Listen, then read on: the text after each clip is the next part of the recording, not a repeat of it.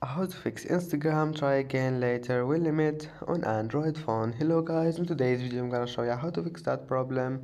Easy and quick. First then just go to settings and then scroll down until you find apps and go to Instagram.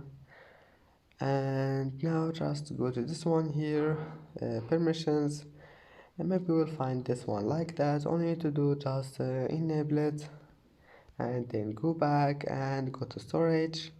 Now clear cache and force stop, and if that doesn't fix your problem, just restart your phone and go back here and clear data and click OK, and then your problem must be fixed. And that's it for today's video. If you like this video, don't forget like and subscribe, and see you in the next video.